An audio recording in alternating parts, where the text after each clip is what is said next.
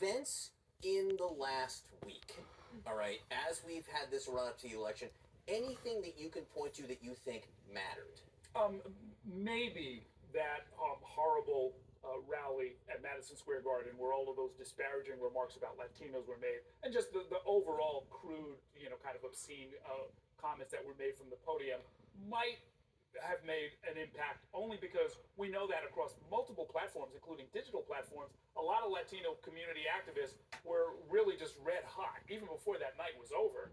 And it was in key swing states like Pennsylvania and Florida and Georgia that those kind of votes can make a big difference. I see. What was the question? The question is something that mattered at the end. Yeah. Or who's had a better closing. Well, I think Errol's right. That rally could be determinative. Another year, maybe not, but it's so tight, it could actually make a difference. But I've been telling people, as of the past week, 75 million Americans have already voted. That's a third of the voting population. The rest who plan to will come out today. I know everyone's anxious. It's over. Relax. Nothing you can do about it now. Go vote, but nothing you can do about it. And that goes for the campaigns too. I really think in the closing days, unless some Deus Ex Machina event had happened, it is baked. It is in. They've done all they can do. And I really think in the last few weeks, Trump kind of decided, moderates, independents, I'm not getting any more. I'm just going to run to the base. So I think it's been decided for some time. Yeah, I think that last point for me is really right. It's maybe not one individual thing, although Madison Square Garden rally is a big thing. It's the collective spirit of what's been happening the last week or two. Collectively, I think Donald Trump is making Kamala Harris's argument. He's going dark, he's going fearful, she's going big, fun, and hopeful, right? So that's the choice. And frankly, this is the most stark choice between two presidential candidates that I've seen in my entire lifetime. Demographically, geographically, they're from opposite coasts, and how they're running their campaigns. Again, his is full of fear, trying to anger everybody. Hers is trying to bring everybody together into a big tent. Terry? I look at these campaigns, and you got to remember all the data that we have, they've got more. They've got better data than we have, both campaigns. So I watch what they're doing, and it's interesting that you're right.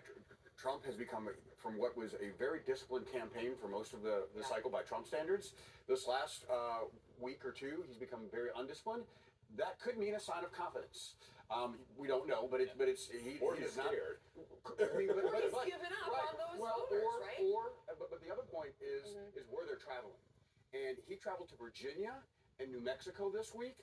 That is either insane or they're looking to really run the score out. And very important, he passed up an invitation to be at the Penn State-Ohio State game in a stadium that seats 100,000 people in Pennsylvania. He didn't go to Happy Valley. Yeah, but people don't go to those games to see political candidites, so that might be a... Well, fair enough, but, he goes.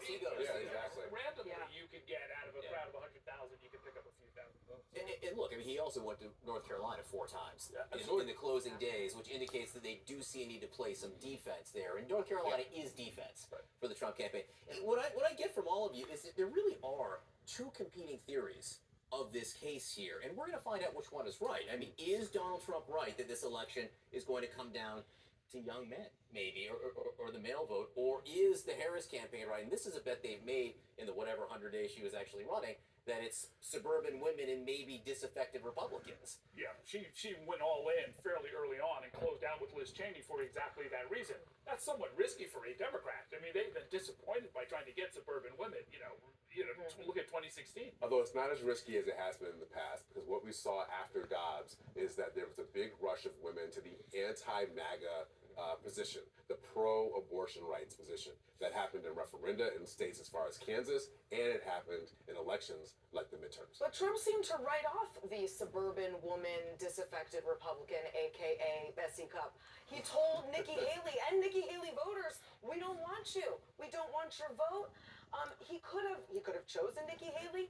He could have made specific overtures to the very voting demographic that is left that he needs. And instead, he held rallies, the likes of which repel those very voters. S.E. Jamal, Errol, Terry, thank you very much. In closing, I think we all agree it will all come down to turnout.